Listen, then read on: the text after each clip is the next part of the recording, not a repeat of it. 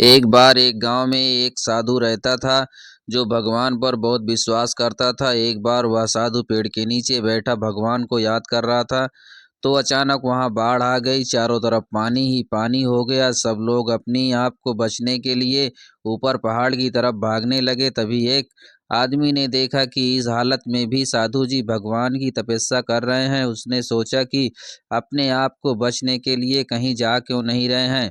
आदमी ने उस साधु से बोला, अरे गुरुवर, कहीं जा क्यों नहीं रहे हो? आप भी मेरे साथ ऊपर पहाड़ की तरफ चलो, नहीं तो डूब जाओगे। साधु बोले, अरे हमें क्या होगा?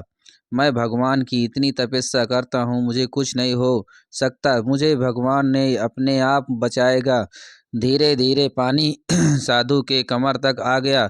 अब लोग वहां से नाव लेकर निकलने लगे।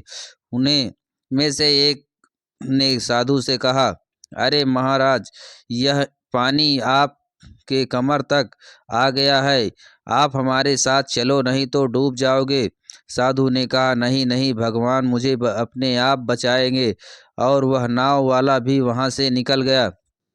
कुछ देर बाद पानी इतना बढ़ गया और साधु के सर तक पहुंच गया। और अब लोग को बचने के लिए हेलीकॉप्टर निकलने लगे थे। एक हेलीकॉप्टर साधु के पास आया, जो कि आखिरी हेलीकॉप्टर था। लोगों ने साधु के पास रस्सी फेंकी और बोला, पकड़ो और ऊपर आ जाओ, आप वरना आप डूब जाओगे।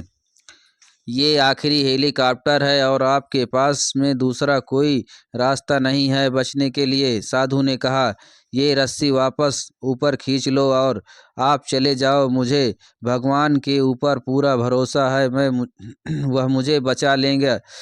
पानी काफी ऊपर आ गया था, पेड़ डूब गया और साधु भी डूब डूब गया। डूबने से साधु की मौत हो गई। मरने के बाद साधु भगवान के पास गया और बोला, हे भगवान, मैंने पूरी जिंदगी आपकी तपस्या की, मेरा सारा जीवन आपकी आराधना करने में लगा दिया, फिर भी इतने भरोसे के साथ इंतजार किया कि तुम मुझे बचाने आओगे, लेकिन वहाँ मेरी डूब कर मौत हो गई और तुम नहीं आए। ऐसा क्यों किया? भगवान बोले, मूर्ख इंसान, एक नहीं 3 बार अपना आया था। वो तीनों बार मैं ही तो था। पहला पैदल, दूसरा नाव के द्वारा और तीसरा अवसर हेलीकॉप्टर के द्वारा।